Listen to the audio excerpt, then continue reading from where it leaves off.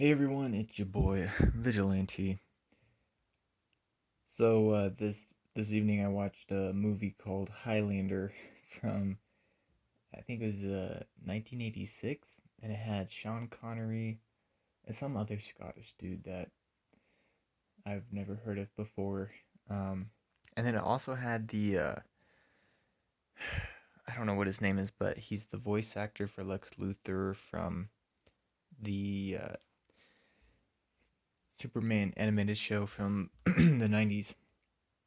And he's been in other DC stuff too. I think he was in Flash for a few episodes.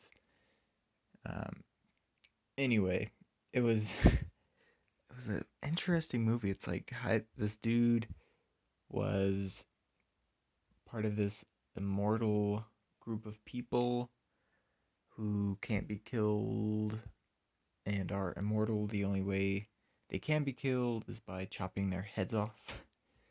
Uh, so it was an interesting movie, and yeah, it was very 80s. Um, but it was interesting to see that guy, the Lex Luthor dude, so young. He was, yeah, he was young. Anyway, this is the Amazing Spider-Man number 850.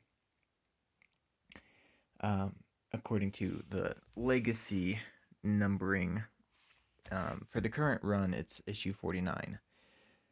But of course, because it's a landmark issue, they do it up and they put it,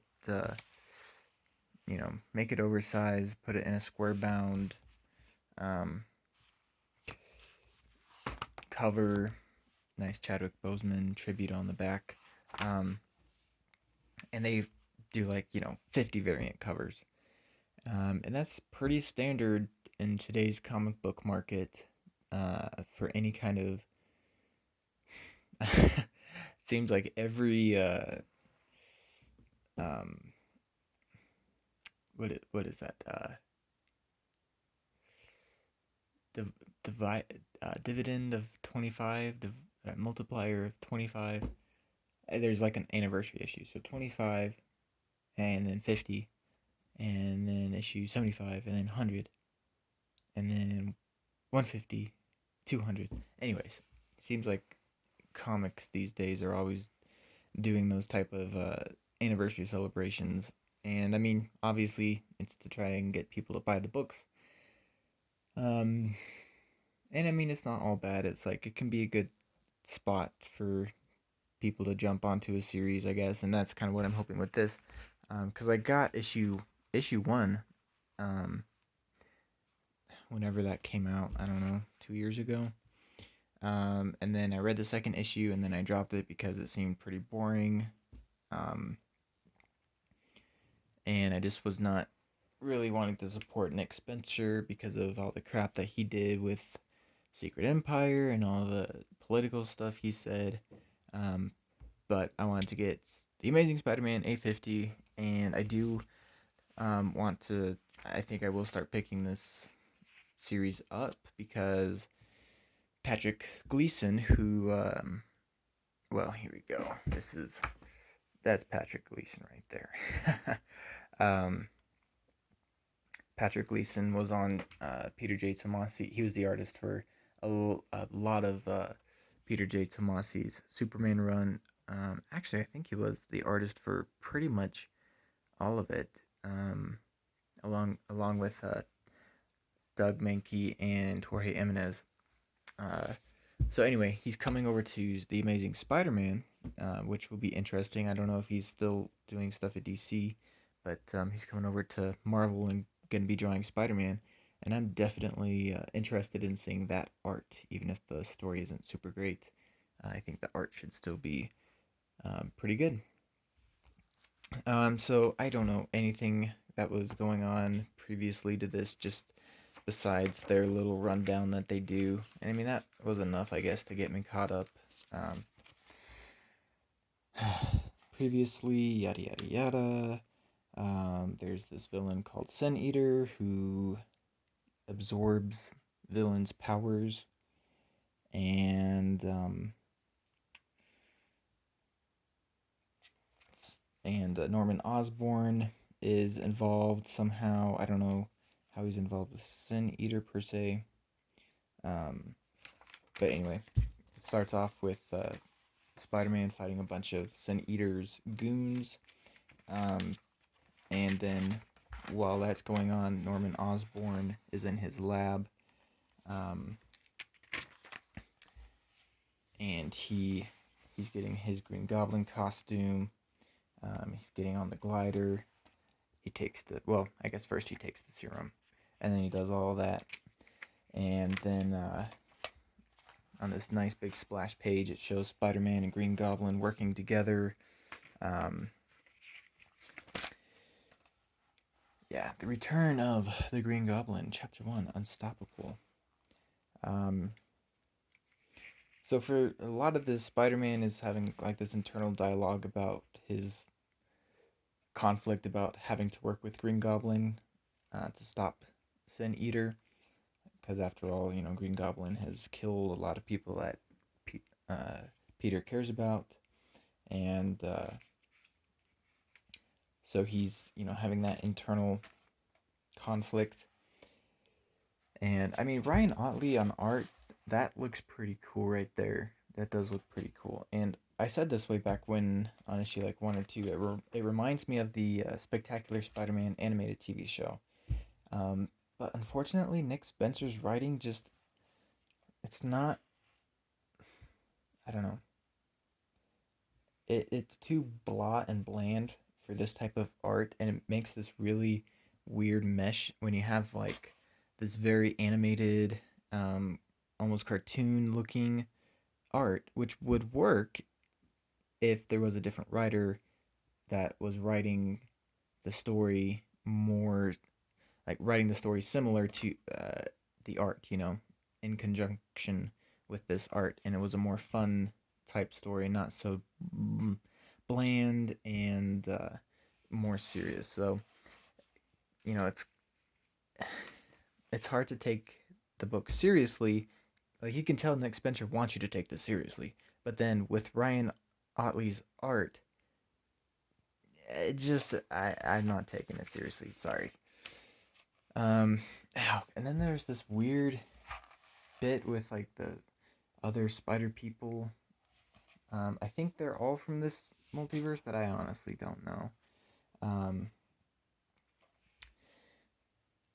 Or yeah, from this Earth 616 in the multiverse, I guess I should say.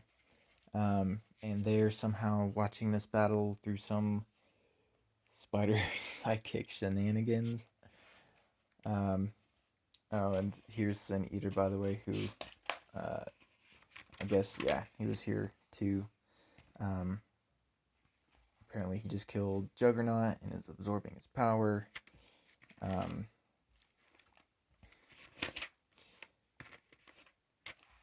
So, I guess Spider-Gwen is, like, trying to stop the other spider people from intervening. Again, I don't really know what's going on. This was, a somber page remembering Chadwick Boseman. There's a full tribute here by Ta-Nehisi Coates, who I am not a fan of. He's very much a political activist and holds opinions that I do not agree with. So I don't know how I feel about him. I mean, I don't know. Him and Chadwick probably had similar beliefs. I don't know. I didn't. I didn't read the tribute, but I don't know. I didn't want to. And then the art here is by Brian Stelfreeze. Anyway, that I thought it was a nice touch. So yeah, there's Sin Eater after absorbing Juggernaut's power and this big ugly blob monster. Yeah, again, like I said, it's hard to take the story seriously when the art is like this. It would be, I think, if the writing was more similar to the art, like it went in conjunction with the art, I think this would have been a lot better. Um, because sometimes it's really fun having a non-serious story, and Spider-Man is a great character you can do that with, where you don't have to have a super, life-threatening or city-threatening or world-threatening threat all the time. Ugh. Um,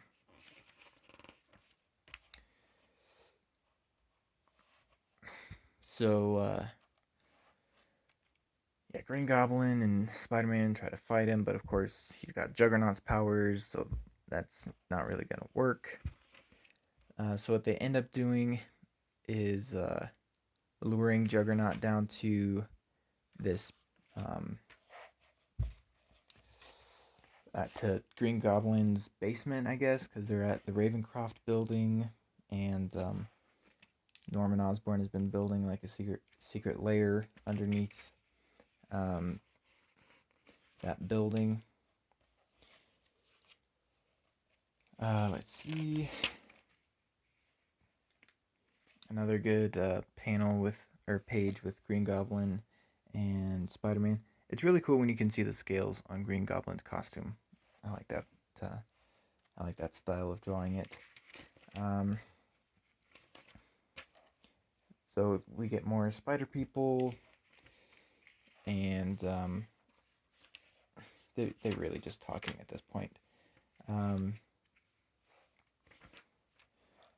so this was an interesting scene because Norman Osborn is talking about how much he hated Spider-Man after he um, rejected Norman Osborn, and then on top of that, Peter saved Norman's life, and so he was indebted to him, even though he hated him. Um, and Spider-Man is trapped under all of this debris, and so Norman rescues him, and he's like, "Consider that debt paid." Um, so I guess Sin Eater also has gotten to Electro. It looks like. Um, so yeah, they get down to this layer where there's an escape route, and um, basically they come up with this plan to turn on this machine, um, some kind of like sonic destabilizer that liquefies the ground, so they're able to um, trap Juggernaut in this liquefied ground. Um, and Spider-Man gets trapped, and he's like, "Norman, give me a hand." And Norman's just like, "No, I told you that that's paid." Um, so he just leaves him there. But then the rest of the spider peeps get there in their physical form. Again, I don't really know what was going on with that, but yay, hooray, they saved the day. Um, so they're all in this boat. The boat, I don't know, aquatic escape vehicle, we'll call it. um, and Norman starts talking with Peter and provoking him. Um, and it was after, yeah, so he sees Spider Gwen, and of course, the Green Goblin killed Peter Parker's version of Gwen Stacy. And so when he sees this alternate dimension version of Gwen Stacy, um, he starts trying to provoke Spider-Man, and like here, uh, Peter is getting pissed off, and so he slams Norman against the wall here, and um, Miles says, "Okay, maybe we should all just bring it down a notch." And Norman says, "Yes, yes, listen to the young man, Peter. We wouldn't want you to snap, would we?" And that's a callback, of course, to when Spider-Man tried to save Gwen Stacy after Green Goblin shoved her off the bridge, and he caught her by the ankle, and that ended up snapping her neck. Yeah. Um, so Peter opens the door and chucks him out the escape boat, and then pretty much ends there, in terms of Spider-Man. And then we see Sin Eater bust through the liquefied ground, I guess. And then I wish I this villain character looks familiar. Um, I don't really know who it is, but that's apparently will be one of the next villains Spider-Man faces. Um, yeah. As you saw with the last page, Kindred is only getting started with Spider-Man, so I guess that's Kindred. Um, that's one thing that would be nice about reading more Spider-Man is getting to know these villains more, because I used to know a good bit of Spider-Man villains, but yeah, and then I kind of got out of it and either forgot or never learned all of them. So that's where like the main story ends, for Green Goblin, and I think that was Ryan Ottley's last issue actually. Um, so I mean, for a main story, it was entertaining. Um, it set up the next storyline. Um, it did a good job of making it so I could understand what was happening, even though I hadn't read any of the previous issues. Um, so overall, it was a good story. Slow in some places, but what are you gonna do? And then for the rest of the book, we got two backup stories. One of them by Trad Moore, and the other one by Saladin Ahmed. Um, this first one was kind of strange. There's like a crystal that can mind control people because it channels some spirit or something. And thankfully, Spider-Man had his trusty headphones, so he could throw those on and block the annoying, block the mind control frequencies. And then in the last story, it was a really weird, like Spider-Man meets Doctor Who almost, where like there's this cube and Spider-Man jumps into the cube and is transported to this magic land. Honestly, it's more like Spider-Man meets Adventure Time. Um, and there's this uh, woman knight who's trying to get her dog to not run away, and uh, Spider-Man ends up making it so they have peace, I guess, because the dog is a wizard. I don't know. I lied. There's three backup stories. This last one was the best one, um, out of the three, um, and it's got Vulture and his granddaughter, and it's Vulture's his granddaughter's birthday, and he gifts his granddaughter some pencil, like expensive artist pencils. Um, and the granddaughter's like, "You're the only one that's ever believed in me."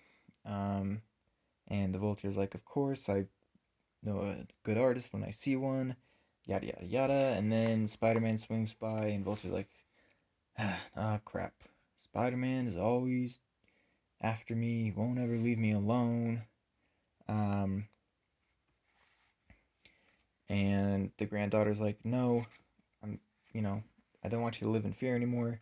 Besides, you don't even have your flight suit, but I do." So she straps on her flight suit and, you know, goes up and is like, "Hey, Spider-Man, why you mess with my grandpa?"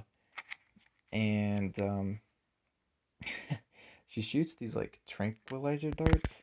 And I don't know if this is an established character or what, but I've never seen her before. Anyway, she's got these like tranquilizer darts, um, and a couple of them hit Spider-Man, and he's kind of wobbly and woozy. And you know, she's like, the granddaughter is like, why do you have to always chase after my grandpa? He's, you know, um, all of the stories about him are lies. You and the media are always lying about him. Um, and so Spider-Man gets a chance to kind of set her straight, and he's like, listen, I wasn't even looking for the Vulture, but since we're here, you sure you want to defend a murderer? And the granddaughter's like, wait, what? My grandpa's done some shady things, but he's not a murderer. And Spider-Man's like, sorry to be the one to tell you, kid, but he's got blood on his hands. Um, Usually I would have an issue with Spider-Man being drawn this way, but it's kind of comical in this sense because he's about to pass out from these tranquilizers. Um, and he says,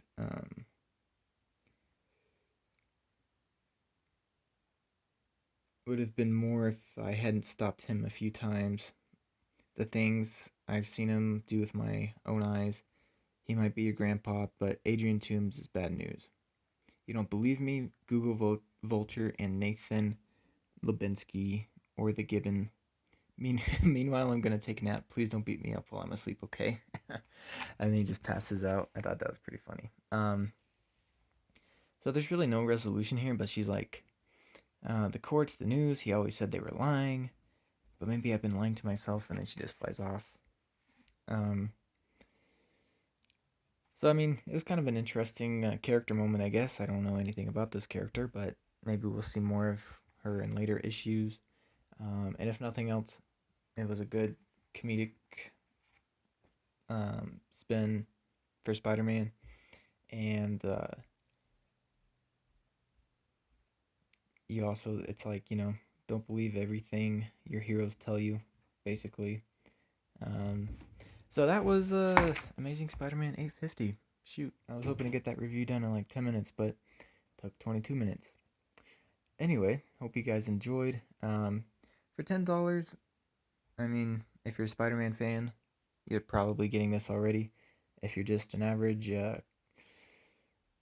comic book reader who wasn't sure on this, I would say I would give this like a 6 out of 10 overall recommendation. So, yeah, that's pretty much all I have for you guys. Hope you enjoyed. Thanks for watching.